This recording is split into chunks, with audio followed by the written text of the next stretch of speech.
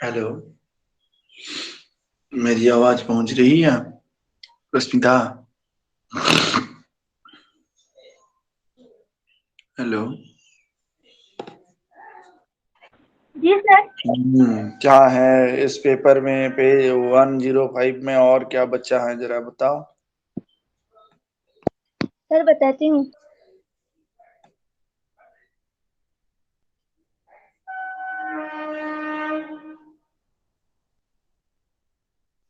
Sir आज जो है काव्य वाचन में विश्लेषण रामधारी सिंह दिनकर का। रामधारी सिंह दिनकर और क्या है? और ये माखनलाल चतुर्वेदी। और उनकी कविता। जी सर। ठीक है, माखनलाल चतुर्वेदी पढ़िए। जी सर।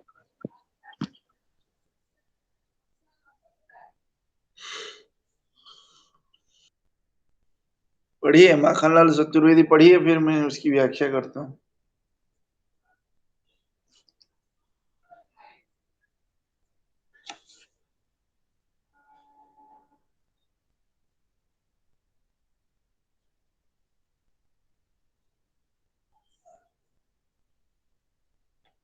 जी सर पढ़ती हूँ।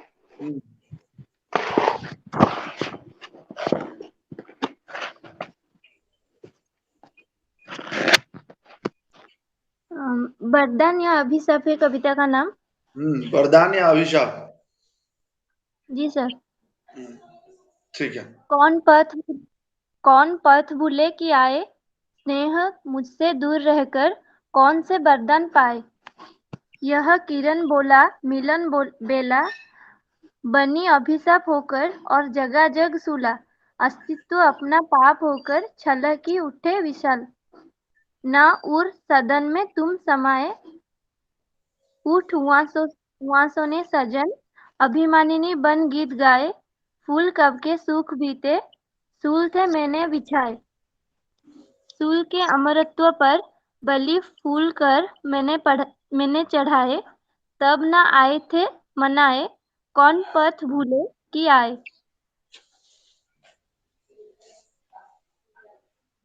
उस कविता में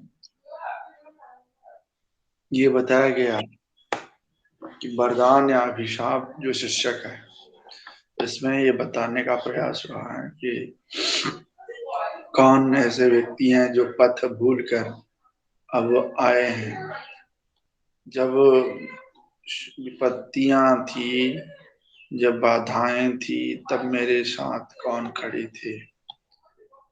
और शूल शूल यानी जो कांटे हैं, इस धाम में जो कांटे हैं उस वो धाम कांटे किस प्रकार है और कांटे को किस प्रकार यहाँ निकाल दिया जाना चाहिए, ये बात इस कविता में कही गई है। और वरदान या अभिशाप कविता के जरिए कवि दिनकर ये बताने का प्रयास करते हैं कि हमारा जीवन ऐसा है कि कभी वो वरदान प्रतीत होता है तो कभी अभिशाप प्रतीत होता है, यानी सुख और दुख। लेकिन दुख जो है वो अधिक चिरस्थायी है। इसीलिए तो कहा जाता है कि 4 दिन की चांदनी और अंधेरी रात। चांदनी जो है 4 दिन की होती है, उसके बाद अंधेरी रात आती है। और दुख जो है वो मनुष्य को मांझता है, उसे चमकाता है। इसीलिए तो बार बार ये कहा जाता है, दुख मांझे दुख चमक दे, दुख योद्धा दुख वीर, दुख तुलसी दुख शूर है, दुख का नाम कबीर। तो कबीर बनने के लिए, शूर बनने के लिए, तुलसी बनने के लिए दुख का होना अनिवार्य है। और सफलता पाने के लिए कंटकित राहों में आगे बढ़ना ये भी अनिवार्य है। तो इस प्रकार ये कविता है। आगे क्या है बताइए। आगे उनका और एक कविता है। गगन, उसका नाम है एक तुम हो। हम्म गगन पर 2 सितारे एक तुम हो, धरा पर 2 चरण है एक तुम हो, त्रिवेणी 2 नदी है एक तुम हो, हिमालय 2 शिखर है एक तुम हो, रहे साक्षी लहरता सिंधु मेरा, कि भारत हो धरा का बिंदु मेरा। देखिए, एक तुम हो कविता कवि की अपनी चरम आध्यात्मिक परिणति का एक मार्मिक उदाहरण है।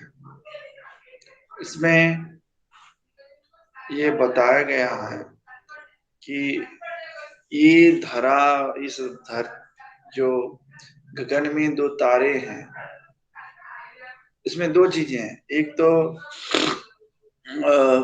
आत्मा परमात्मा की बात है, दूसरा है कि इसमें और भी है कि आत्मा परमात्मा के अलावा यहाँ देश की जो महत्ता है वो भी है। तो आध्यात्मिक होने के कारण आत्मा परमात्मा की कथा इसमें कही गई है।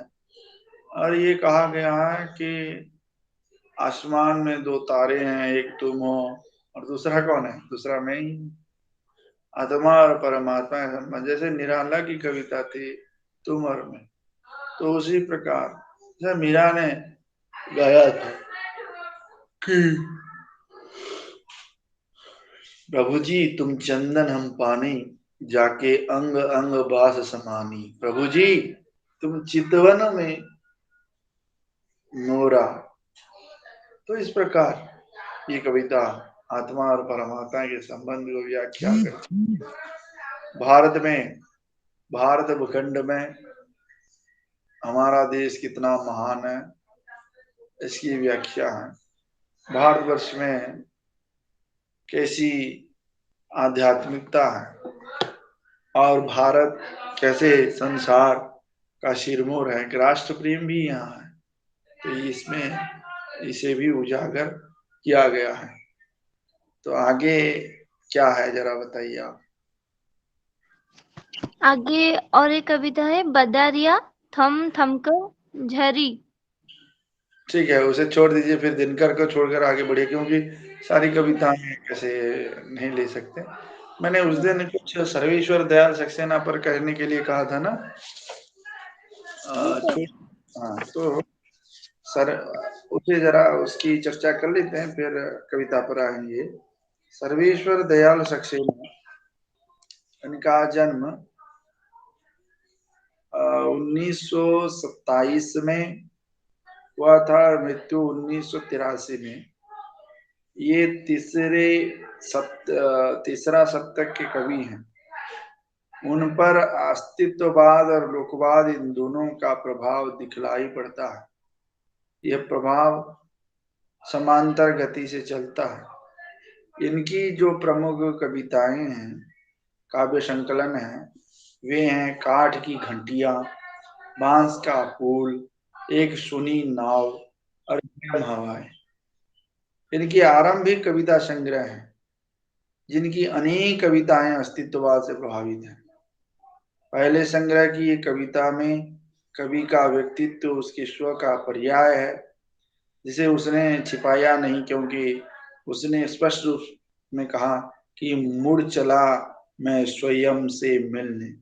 एक सुनी नाव की एक बूंद शीर्षक कविता में उसने घोर वृष्टि से पूर्णतः पृथक रहकर छत से टपकने वाली एक बूंद को ही अपनी शक्ति का स्रोत बतलाया है।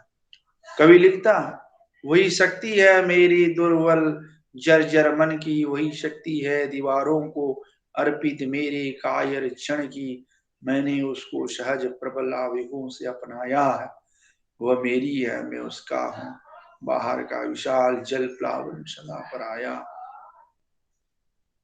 सर्वेश्वर की आरंभिक कविताओं में अस्तित्ववाद की पूरी शब्दावली है।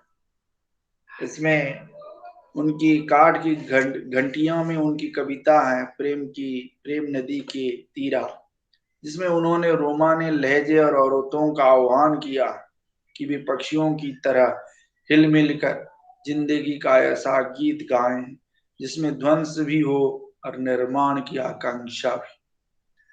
इस क्रम में उन्होंने औरतों के जो अनेक चित्र उस प्रेम नदी के तीरा में गाए हैं, अंकित किए हैं, वे यह बहुत ही यथार्थ है। उनकी ये कविता बहुत सार्थक है, जिसे इस प्रकार देखी जानी चाहिए। तुम जो जुगनू सी हर क्षण अपनी रोशनी समेट लेती हो क्योंकि परवश हो, और दूसरी क्षण जला लेती हो क्योंकि औरत हो। याद रखिए ये कविता कितनी महत्वपूर्ण है। दोबारा मैं इसे पढ़ लेता हूँ। इसमें कवि सर्वेश्वर दयाल जी लिखते हैं, तुम जो जुगनू सी हर क्षण अपनी रोशनी समेट लेती हो क्योंकि परवश हो, और दूसरी क्षण जला लेती हो क्योंकि औरत हो। औरत का ऐसा चित्रण।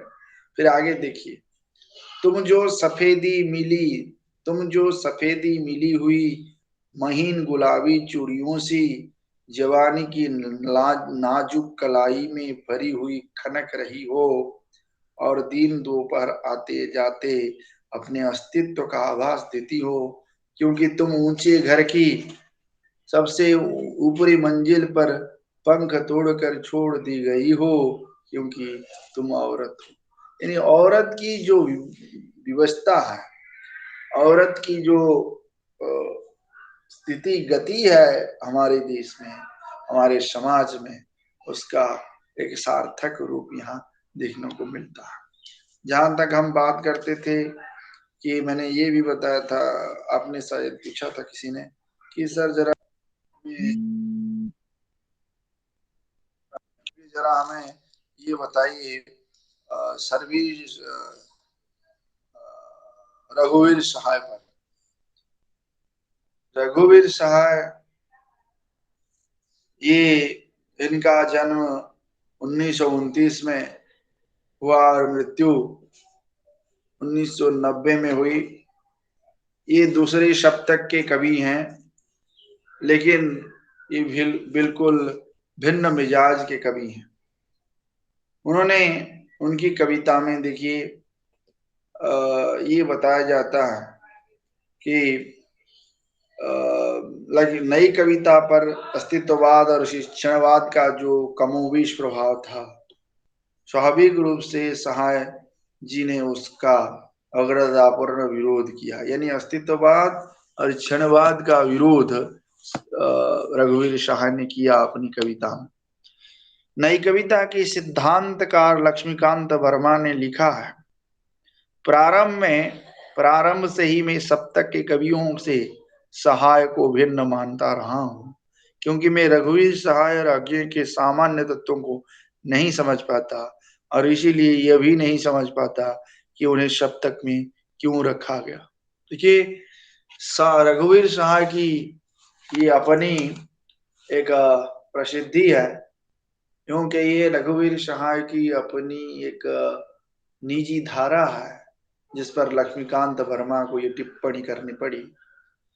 सहाय जी ने बच्चन की वेदना और गिरिजा कुमार माथुर के रंग संयोजन के प्रभाव में होकर लिखना शुरू किया, लेकिन शीघ्र ही उससे अपने को मुक्त कर लिया। यानी उन्होंने हमेशा जीवन में एक स्वतंत्र परिचिति बनाई और उस परिचिति में अपने आप को ढाला, गढ़ा।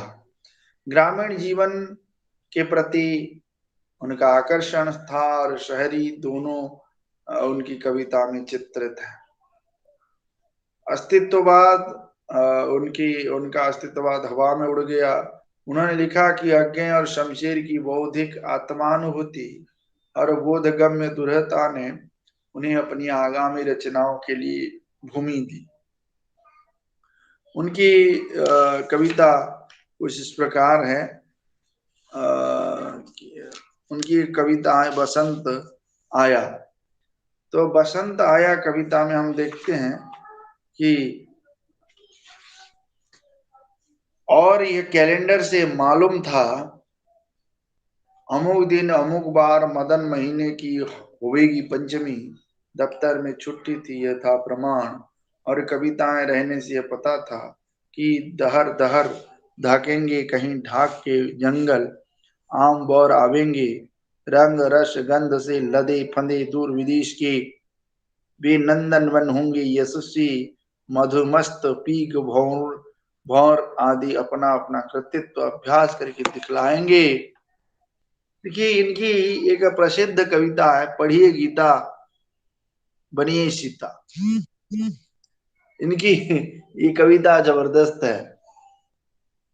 मध्य वर्ग का एक विषय साहस जी के लिए अवश्य महत्व रखता, वह स्त्री है।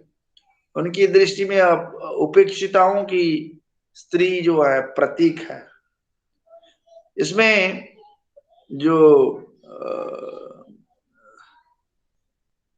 संकलन है उनका, अपना कृतित्व अभ्यास करके दिखलाएंगे, उसमें लिखा है पढ़िए गीता, और दूसरी कविता है नारी। तो पढ़िए गीता बनिए सीता, फिर सब में लगा पलीता, किसी मूर्ख की हो परिणीता, निज घर बार बसाइए। वहीं कंटीली आंखें गीली, लड़की सीली, तबीयत ढीली, घर की सबसे बड़ी पतीली, भरकर भात पसाइए। पढ़िए गीता बनिए सीता। नारी पर उनकी जो कविता है ये जो बहुत जबरदस्त है। नारी बिचारी है, पुरुष की मारी है, तन से क्षुधित है, मन से मुदित है, लपक कर छपक कर अंत में चित्त है। जबरदस्त। देखिए, नारी बिचारी है, पुरुष की मारी है, तन से क्षुधित है, मन से मुदित है, लपक कर झपक कर अंत में चित्त है, यानी अंत में हरना ही है उसे। उनका एक कविता संकलन है आत्महत्या के विरुद्ध, मैंने कहा था उस दिन। तो इसमें ये कविताएं अकविता की प्रतिक्रिया में लिखी गई हैं, लेकिन ज्यादातर इसकी कविताएं 1967 की बदली हुई राष्ट्रीय राजनीति के परिदृश्य को साकार करती हुई रची गई है। ये कविताएं वस्तुतः नेहरू युग से मोहभंग की कविताएं हैं। साहस जी की राजनीति कविता में दलीय नहीं बल्कि स्वतंत्र है, क्योंकि दलीय राजनीति स्वतंत्रता में बाधक होती है, साधक नहीं। स्वभावतः वे किसी राजनीतिक विचारधारा से प्रतिबद्ध नहीं, लेकिन जनता से प्रतिबद्ध हैं। उनकी एक कविता देखिए इसी प्रकार, जनता के प्रति यह सच्ची निस्संग खास नफरत निश्चय उसके प्रति अंध पूजा भाव को रखने वाले नहीं। मेरा प्रतिनिधि कविता में उन्होंने भारतीय संसद का जो चित्र खींचा है वह विसंगति और विडंबना पर नहीं त्रासद और विभत्स हुई है। उन्होंने मेरा प्रतिनिधि कविता के जरिए ये लिखा है, सिंहासन से ऊंचा है सभाध्यक्ष का, सिंहासन से ऊंचा है सभाध्यक्ष छोटा है, अगणित पिताओं के एक परिवार के मुंह बाएं बैठे हैं लड़के सरकार के, लूले काने बहरे विविध प्रकार के, हल्की सी दुर्गंध से भर गया है सभा कक्ष। सुना वहां कहता है मेरा प्रतिनिधि मेरी हत्या की करुण कथा, हंसती है सभा तोंद मटका ठटाकर अकेले अपराजित सदस्य की व्यथा पर, फिर मेरी मृत्यु से डर कर चिंचिया कर कहती है अशिव है अशोभन है मिथ्या है। यानी संसद की जो स्थिति है, जो बदलती हुई परिस्थिति है, उसी को रघुवीर सहाय ने अपनी कविता में वाणी दी है। इनकी फिल्म के बाद चिख कविता में उन्होंने एक सिनेमा गृह का जिक्र किया है और अंत में बड़े कौशल से उसे भारतीय संसद में बदल दिया है। यानी भारतीय संसद इस प्रकार अब सिनेमा गृह यानी फिल्म घर बन चुका, जहां नीति नैतिकता सारी चीजें ताक पर है। ये रघुवीर सहाय बताते हैं। एक बार जानबूझकर चिखना होगा जिंदा रहने के लिए, दर्शक दीर्घा में से रंगीन फिल्म की, घटिया कहानी की, सस्ती शायरी की सीर संसद सदस्यों से सुने चुकने के बाद। तो इस प्रकार यानी रघुवीर सहाय हमारे सामने है, एक बहुत चर्चित हंसो हंसो जल्दी हंसो शाह जी का ये तीसरा कविता संग्रह है।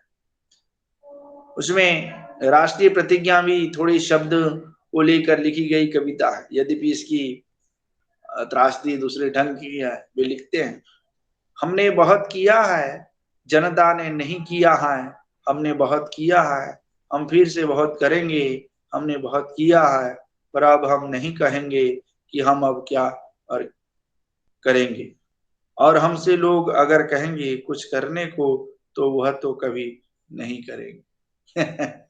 तो सच्चाई है राजनीति की इस धोखाधड़ी में। रघुवीर सहाय की कविता पुनः मैं दोहराता हूं, आप जरा ध्यान से सुनिए।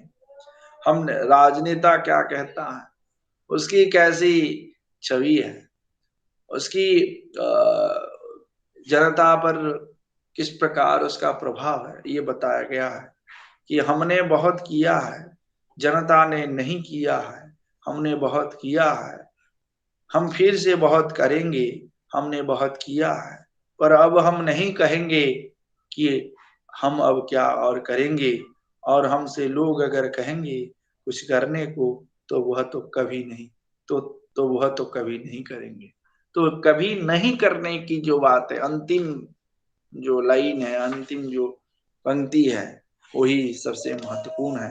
लोग भूल गए हैं शाह जी की ये कविता संकलन है, चौथा कविता संकलन। इसमें एक जबरदस्त कविता है, उसका नाम है मुआवजा। उस मुआवजे में हमारे जो हमारी जो व्यंग्य हमारे जो व्यंग्य है उसी को रखा गया है। कौन है आदमी जो बचा रह जाता है, हर बार जब ताकतवर लोग अपने मन का संसार रचने को सामूहिक हत्याएं करते हैं। कौन है जो बचा रहकर फिर पहचाना जाता है और बचा रहता है। कौन है वह कि जो बचा तो रहता है पर उसकी पहचान नहीं हो पाती है, और कौन है वो जो जैसे ही पहचाना जाता है मार दिया जाता है। बहुत जबरदस्त कविता है, फिर दोबारा सुनिए, इसका अर्थ समझिए। कौन है आदमी जो बचा रह जाता है, हर बार जब ताकतवर लोग अपने मन का संसार रचने को सामूहिक हत्याएं करते हैं। कौन है जो बचा रहकर फिर पहचाना जाता है और बचा रहता है। कौन है वह कि जो बचा तो रहता है पर उसकी पहचान नहीं हो पाती है, और कौन है वह जो जैसे ही पहचान जाता है मार दिया जाता है। ये कितना बड़ा यथार्थ है, कितनी बड़ी सच्चाई है इसमें, ये देखने वाली बात है।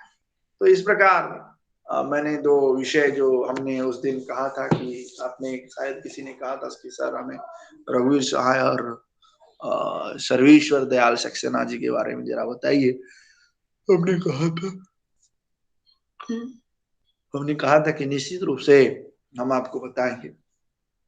तो इसी अपनी बात को पूरी करते हुए हमने इन दोनों पर चर्चा की, और आगे जो कविता है जरा आप बताइए, मैं उसकी व्याख्या कर दूंगा।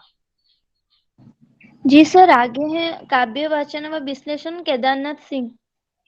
अच्छा हाँ, हमने शायद केदारनाथ सिंह के बारे में भी कहा था, थोड़ा बताने के लिए कहा था।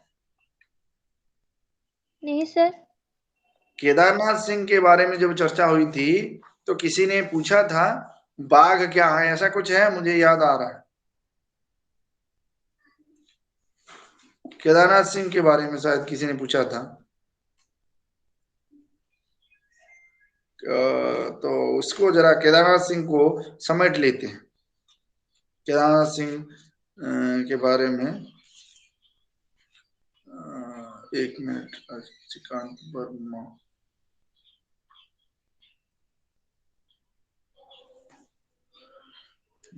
केदारनाथ सिंह ने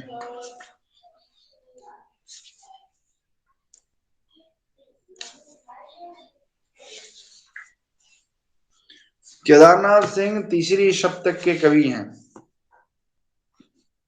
इनकी जो कविता है, इनका जो पहला कविता संकलन है उसका नाम है अभी बिल्कुल अभी। इसकी इस संकलन में संग्रहित कविताओं में कवि का हर्षोल्लास उछल पड़ता है। शब्द के प्रति केदारनाथ ने कैसा उत्साह दिखाया है ये उनकी कविता में आप देख सकते हैं। उन्होंने लिखा है, चलते चलते झुक कर रास्ते की धूल से एक शब्द उठाता हूं और पाता हूं कि अरे गुलाब। यानी शब्द साधक को देखिए, जो धूल से एक शब्द यानी जनजीवन से एक शब्द को उठाता है तो गुलाब बन जाता है। उनकी कविता जो है जमीन पक रही है, ये कविता संकलन केदारनाथ जी का दूसरा कविता संकलन है जो 1980 में हमारे सामने आता है। इसमें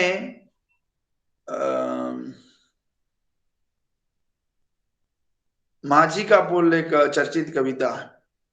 उसमें कवि ग्राम भावना की परिणति देखने को मिलती है। इसमें गांव के अनेक मोहक चित्र अंकित है। केदारनाथ जी साधारण तल पर रहने वाले इसी साधारण मनुष्य के कवि हैं। ऊंचाई तो अपनी निर्जनता से उन्हें दहला देती है।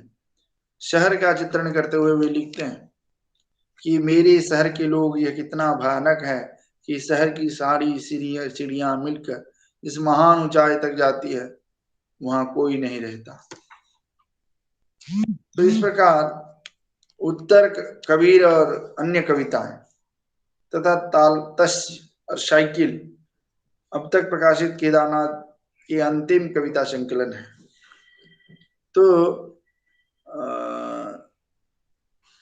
इसी प्रकार उनकी कविताओं में हम देखते हैं बाघ भी है, उदाल भी है, रोटी भी है। तो इस प्रकार कविताओं में जो आम जनबोध है, यानी यूं कहिए लोक संपृक्ति है, जन भावना है। उस जन भावना को जन जन तक पहुंचाने का अपनी कविता के जरिए केदारनाथ जी सफल हैं। उनकी कविता सार्थक है। हाँ, बताइए केदारनाथ की क्या कविता है?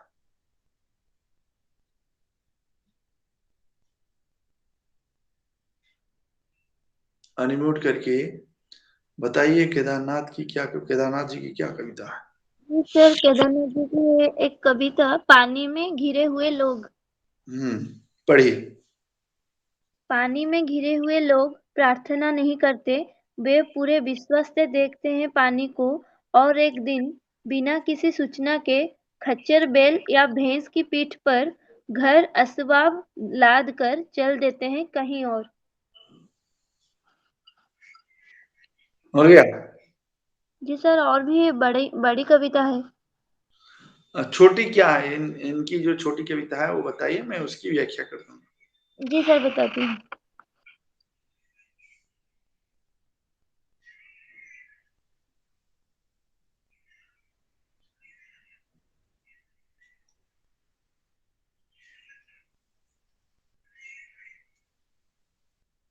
सर, इसमें तो सभी कविता बड़ी है।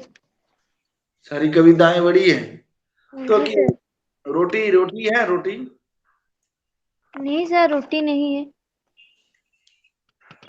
अच्छा, और एक पढ़िए, एक कविता पढ़ लीजिए, 2-4 स्टांजा पढ़ लीजिए, मैं उसे समझा देता हूँ।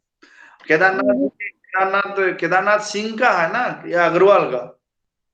नहीं सर, केदारनाथ सिंह का। उसके बाद किसकी कविताएं हैं? उसके बाद यूनिट खत्म हो जाता है, ये बुक खत्म हो जाता है। ठीक है, तो एक लंबी कविता पढ़िए फिर। जी सर। कोई एक कविता पढ़िए, हम उसकी व्याख्या करते हैं, फिर तो समाप्त हो जाएगा। जी सर, यही कविता पढ़ती हूँ, उनकी फास्ट कविता है जो ठीक। पानी में घिरे हुए लोग। ठीक। सर, फिर से पढ़ूंगा। पानी में घिरे हुए लोग प्रार्थना नहीं करते, वे पूरे विश्वास से देखते हैं पानी को और एक दिन बिना किसी सूचना के खच्चर, बैल या भैंस की पीठ पर घर असबाब लादकर चल देते हैं कहीं और। यह कितना अद्भुत है कि बाढ़ चाहे जितनी भयानक हो, उन्हें पानी में थोड़ी सी जगह जरूर मिल जाती है, थोड़ी सी धूप, थोड़ा सा आसमान, फिर वे गाड़ देते हैं खंबे, तान देते हैं बोरे, उलझा देते हैं भूज की रस्सियां और टाट। पानी में घिरे हुए लोग। सर सभी पढ़ दूंगा एक साथ।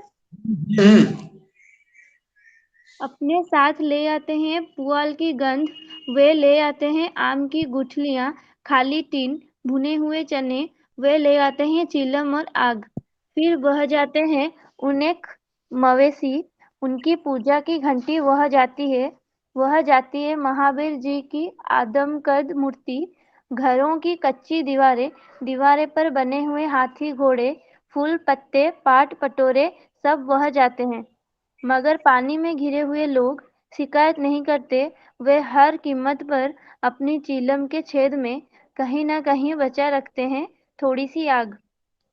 फिर डूब जाते हैं सूरज, कहीं से आती है पानी पर तैरती हुई लोगों के बोलने की तेज आवाजें, कहीं से उठता है धुआं पेड़ों पर मंडराता हुआ और पानी में घिरे हुए लोग हो जाते हैं बेचैन।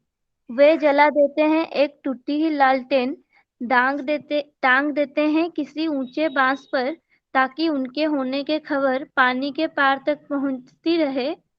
फिर उस मध्यम रोशनी से पानी की आंखों में आंखें डालते हुए वे रात भर खड़े रहते हैं, पानी के सामने, पानी की तरफ, पानी के खिलाफ। सिर्फ उनके अंदर अरार की तरह हर बार कुछ टूटता है, हर बार पानी में कुछ गिरता है, छपक छपक। ये सर हो गया। तो इस कविता में पानी के अंदर घिरे हुए लोग,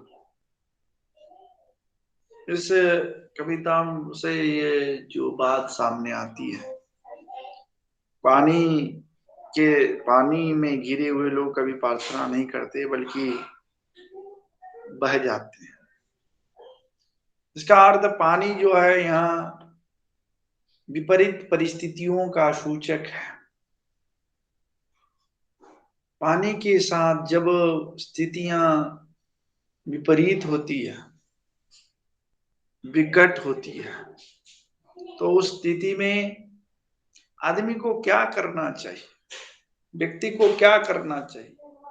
परिस्थितियां किसी तरह भी हो, उसमें परिस्थितियों के साथ हमें चलना पड़ता है, लेकिन जो हमारा अस्तित्व है, जो हमारी प्रतिभा है, जो चीलम के छेद में आग को बचाने की बात है, वो आग जो है हमारे अस्तित्व का प्रतीक है, वह हमारा प्रकाश पुंज है, वह हमारी प्रतिभा है। तो उस प्रतिभा को, उस प्रकाश पुंज को जीवित रखने की ये बात है, इसकी संकल्पना है। तो इसी को हम इस तरह भी देख सकते हैं, यानी ऐसी भी परिस्थितियां हो, मनुष्य को परिस्थितियों के साथ भले ही चलना चाहिए, लेकिन अपने अस्तित्व के साथ, अपने विचार के साथ समझौता नहीं करना है। किसी भी परिस्थिति में समझौता नहीं करना है, बिना समझौता किए बिना ही आगे बढ़ना पड़ता है। यही जीवन का लक्ष्य है, जीवन का मूल मंत्र है। तो यही कविता का शीर्षक है, कविता का बोध है। आगे तो इस प्रकार आप इन कविताओं को पढ़िए, इनके अर्थों को, अर्थ इसमें छिपे अर्थों को खोजिए, टटोलिए। लेकिन जितने भी कवि इस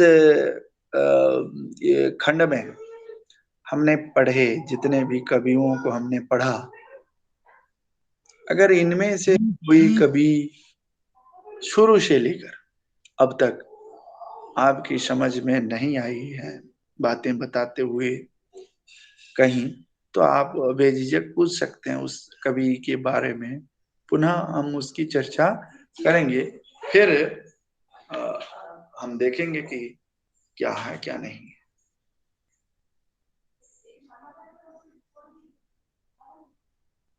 कोई डाउट है किसी के मन में तो पूछिए, शुरू में से लेकर, क्योंकि ये पेपर लगभग समाप्त है। तो आपके मन में और कोई डाउट है तो आप बेझिझक पूछिए, पूछ सकते हैं। बोलो। तो पूछिए।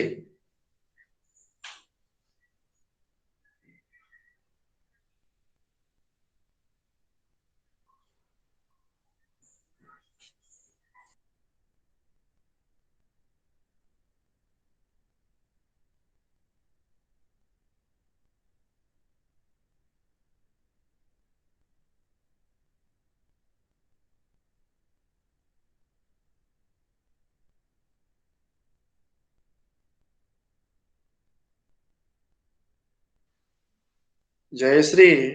जी सर, आप जो केदारनाथ सिंह का जो बाघ कविता है और जो रोटी कविता है उसके बारे में कुछ बताइए। ठीक है, 1 मिनट थोड़ा पानी पी लेता हूँ फिर बताता हूँ। जी सर, जी सर।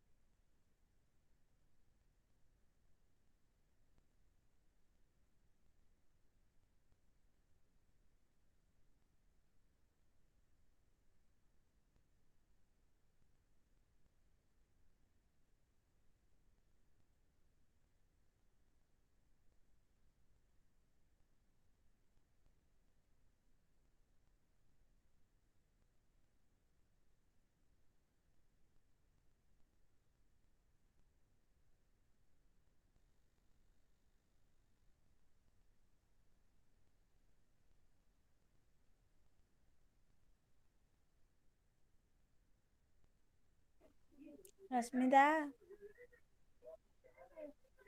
हाँ जयश्री काऊ के नाम थे कौन क्लास। हाँ हाँ मैं हूँ ना। मेरी आवाज नहीं पहुंच रही है? जी सर आपका म्यूट हो गया था। ओहो अच्छा अच्छा, मैंने मैंने इतना कहा फिर। ठीक है देखते हैं, मैं पुनः आपको कहता हूँ। जी सर। बाघ कविता को पूरी मैंने सामने रखी, लेकिन अब एक मिनट। अच्छा पुनः दोबारा कह लेता हूँ। बाघ कविता में आज का मनुष्य बाघ की प्रत्यक्ष वास्तविकता से इतनी दूर आ गया है कि जाने अनजाने बाघ उसके लिए एक मिथकीय सत्ता में बदल गया है। पर इस मिथकीय सत्ता के बाहर बाघ हमारे लिए आज भी हवा पानी की तरह प्राकृतिक सत्ता है, जिसके होने के साथ हमारे होने का भविष्य जुड़ा है। इस प्राकृतिक बाघ के साथ उसकी सारी दुर्बलता के बावजूद मनुष्य का एक ज्यादा गहरा रिश्ता है, जो अपने भौतिक रूप में जितना पुराना है, मिथकीय रूप में उतना ही समकालीन। उनकी कविताओं में बाघ कई रूपों में पाठकों के सामने आता है, और इसी को व्यक्त किया है केदारनाथ सिंह ने अपनी इस बाघ कविता के माध्यम से। यानी बाघ किस प्रकार आज हमारे जीवन के साथ बाघ का अस्तित्व है, बाघ किस प्रकार जुड़ा हुआ है। केवल बाघ से, बाघ कहने मात्र से चित्र भर का बाघ नहीं है, ये इस कविता का मतलब है, सार है। ओके,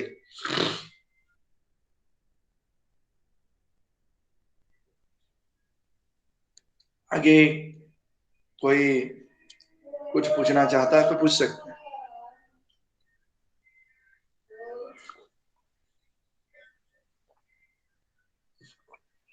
जी सर अब जो नदी के द्वीप है अज्ञेय के वो उसके बारे में थोड़ा बताइए। ठीक है, नदी के दीप कविता जो है अज्ञे जी की कविता है। नदी जो है, एक मिनट,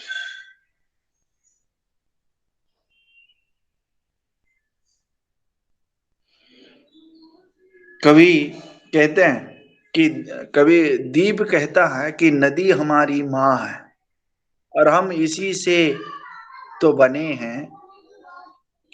भाव समाज व्यक्त भाव, इस कविता का भाव ये है कि नदी जिस प्रकार दीप की माँ है, समाज में व्यक्ति भी, व्यक्ति के लिए समाज भी उसके माँ समान ही है, क्योंकि व्यक्ति समाज से ही तो निर्मित होता है।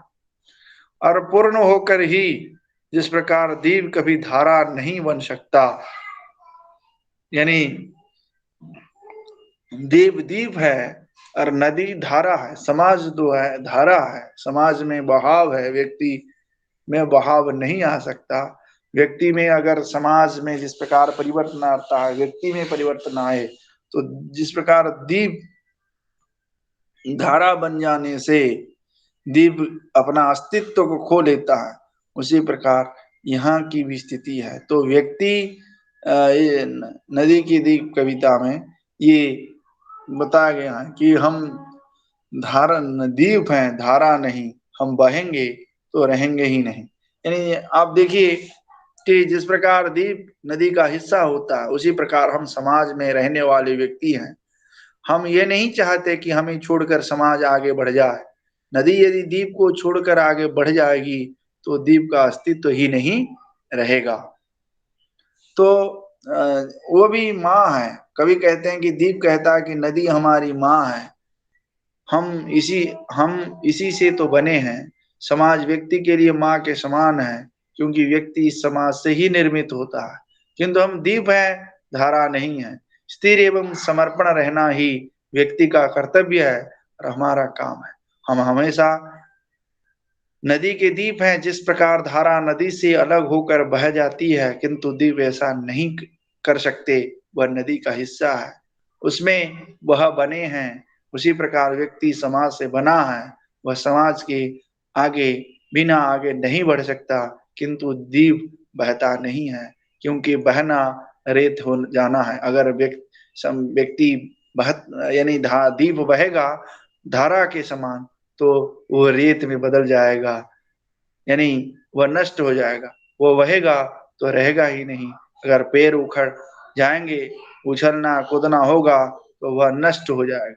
इसी प्रकार यदि व्यक्ति समाज से अलग हो जाएगा तो व्यक्ति नष्ट हो जाएगा, उसका अस्तित्व मिट जाएगा, वो असभ्य हो जाएगा, उसका जीवन बर्बाद हो जाएगा, वो पूर्ण होकर भी अपूर्ण रह जाएगा, रेत बनकर रह जाएगा, केवल पानी को गंदला करेगा, यानी समाज को नष्ट करेगा। समाज के बिना वो नष्ट तो होगा और उसका जीवन व्यर्थ ही हो जाएगा। तो ये उसका इस कविता से हम जान सकते हैं, नदी की दीप कविता से। और कोई डाउट है?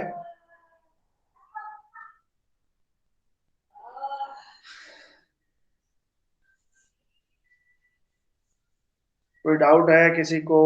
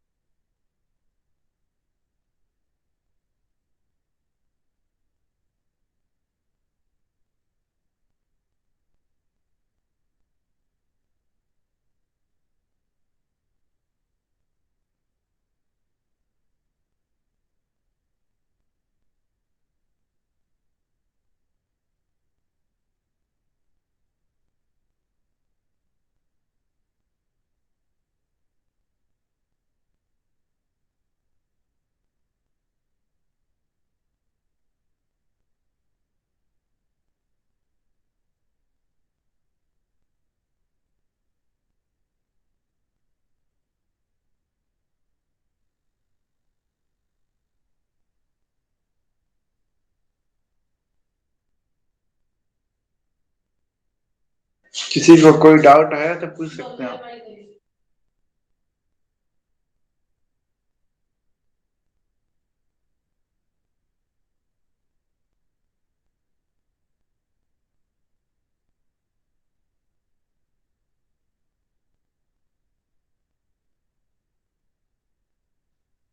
सर भवानी प्रसाद मिश्र जो है उनके कविता की कथा सर और उनकी जीवन दृष्टि जरा बताइए।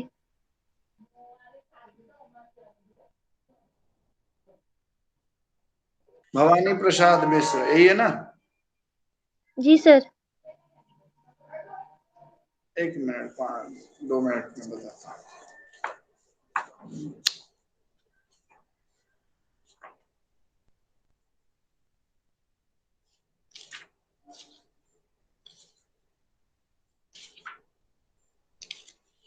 भवानी प्रसाद मिश्र ये दूसरे तार सप्तक यानी नई कविता के कवि हैं। विद्वानों के अनुसार इस कविता में, इनकी कविता में जो प्रगीतात्मकता है, यानी गायन योग्य बातें हैं, वह स्वतंत्रता प्राप्ति के बाद समाज में उत्पन्न उत्साह और नव निर्माण की आकांक्षा की अभिव्यक्ति है। मिश्र जी का आदर्श था, जिस तरह हम बोलते हैं उसी तरह तू लिख, और उसके बाद भी हमसे बड़ा तू दिख। यानी काव्य भाषा के संबंध में उनकी राय बिल्कुल कालरीज की राय से मिलती जुलती है। यानी भाषा, काव्य भाषा जिस तरह हम बोलते हैं उसी तरह हमें लिखना चाहिए। भाषी तर लिखित भाषा में फर्क होता, लेकिन उनका आग्रह कविता में मात्र बोलचाल की भाषा का प्रयोग से था। निश्चित रूप से उसे वैशिष्ट के स्तर तक उठाते हुए उनकी कविताओं ने जो बहुत कुछ उनके आदर्श के अनुरूप रची गई थी, नई कविता में एक नया वातायन खोला, जिसका प्रमाण उनकी कमल के फूल, सतपुड़ा के जंगल, सन्नाटा, बूंद टपकी एक नभ से टूटने का सुख और गीत फरोश आदि शीर्षक से आप देख सकते हैं। तो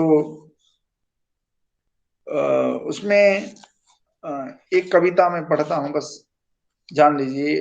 कमल के फूल, फूल लाया हूं कमल के, क्या करूं इनका, पसारे आप आंचल, छोड़ दूं हो जाए जी हल्का। यानी ये जो है एक कमल जो है यहाँ प्रतीकात्मक है कि मैं फूल लाया हूं, लेकिन ये फूल का मैं क्या करूंगा, आप अपना आंचल बढ़ा दीजिए, उसे मैं आपके आंचल में छोड़ दूं, छोड़ने के बाद मेरा मन हल्का हो जाएगा और मैं इसी प्रकार अपने हल्केपन का एहसास हल्केपन का एहसास करूंगा। सतपुड़ा की कविता में भी वही बात है। तो भवानी जी की कविता में आप देखेंगे कि इस प्रकार के उनके आधुनिक नगर जीवन से उन्हें बहुत शिकायत है, क्योंकि पूंजीवादी की आंच उन्हें ये महसूस होने लगी थी। जाहिल मेरे वाने का, इनकी जो कविता है इसका आरंभिक अंश देखिए। मैं असभ्य हूँ क्योंकि खुले नंगे पांवों चलता हूँ, गांव और शहर का चित्रण है। मैं असभ्य हूँ क्योंकि धूल की गोदी में पलता हूँ, मैं असभ्य हूँ क्योंकि चिरकर धरती धान उगाता हूँ, मैं असभ्य हूँ क्योंकि ढोल पर बहुत जोर से गाता हूँ। आप सभ्य हैं क्योंकि हवा में उड़ जाते हैं ऊपर, आप सभ्य हैं क्योंकि आग बरसा देते हैं भू पर, आप सभ्य हैं क्योंकि धान से भरी आपकी कोठी, आप सभ्य हैं क्योंकि जोर से पढ़ पाते हैं पोथी, आप सभ्य हैं क्योंकि आपके कपड़े स्वयं बने हैं, आप सभ्य हैं क्योंकि आपके जबड़े खून सने। दूसरों का शोषण करके आप सभ्य हैं, जबकि मैं खुद अपने लिए कमाता हूं, मैं असभ्य हो जाता हूं। तो इस प्रकार कहने की आवश्यकता नहीं कि उनकी कविताओं में मिश्र जी की लोकप्रियता का राज छिपा है। अप्रस्तुत शीर्षक में उनकी छोटी कविता है, तो इसमें ये है, आंखें उठाओ देखो आकाश नीला है, हल्के लाल बादल हैं, चांद गहरा पीला है, अच्छी शाम है, हवा रुकी है, पंछी गा रहे हैं, मगर इस सब का क्या होगा, मुझे चटियार साहब बुला रहे हैं, मैं तैयार नहीं था। शीर्षक कविता में उन्होंने अपना बहुत ही दयनीय चित्र खींचा है। इस प्रकार उनकी कविता 25% कविता भी आधुनिक सभ्यता पर एक जलती हुई टिप्पणी है, जिसमें वे कहते हैं कि 25% एक मकड़ी पकड़े हुए हैं इस घड़ी, 100% एक कीड़े को, जैसे 25% एक आदमी चबा रहा है 100% एक बीड़े। यानी किस प्रकार मुट्ठी भर लोग समाज के बहुत आयात लोगों का शोषण करते हैं, ये उसका एक ज्वलंत उदाहरण है, जिसमें वो कहते हैं 25% एक मकड़ी पकड़े हुए है इस घड़ी, 100% एक कीड़े को, जैसे 25% एक आदमी चबा रहा है 100% एक बीड़ी को। तो ये उनकी सबसे जबरदस्त कविता है। तो इस प्रकार उनकी कविता में बहुत सारी बातें हैं। शरीर और फसलें कविता और पूर्ण शीर्षक में उन्होंने गांधीवादी कहकर अलग कर दिया, लेकिन इसमें परिवर्तन कैसे आए थे। आप देखिए, लोगों ने इन्हें भवानी प्रसाद मिश्र को गांधीवादी कहा, लेकिन वे क्रांतिकारी किस हद तक है, इनकी कविता को पढ़ने से, इनकी कविता को समझने से हम देख सकते हैं। फूल को बिखरा देने वाली हवा भी कौन कहता है कि चलनी नहीं चाहिए, समूचा जंगल जला देने वाली आग भी कौन कहता है कि जलनी नहीं चाहिए, अरसे से ऐसी एक हवा मुझ पर चल रही है, जल रही है मुझ में अरसे से एक ऐसी आग, और मैं उसकी सुंदरता को समझने की कोशिश कर रहा हूँ। कभी अलकें दिखती हैं इस सुंदरता की मुझे तो कभी पल की साढ़ी और लचीली बंधती नहीं वह मेरी बाहों में, मगर उलझे ज्यादा ज्यादा मिलती है इसके अब पहले में। तो इस प्रकार इनकी कविता में जो सार्थक अभिव्यंजना है, जो सार्थक चीजें, सार्थक बातें कहिए है, वो अन्यत्र लगभग दुर्लभ है। ये भवानी प्रसाद मिश्र की कविता की अपनी खूबी है, अपनी विशेषता है। तो इस प्रकार हम भवानी प्रसाद मिश्र को देख सकते हैं, जान सकते हैं। आगे कोई डाउट है तो कुछ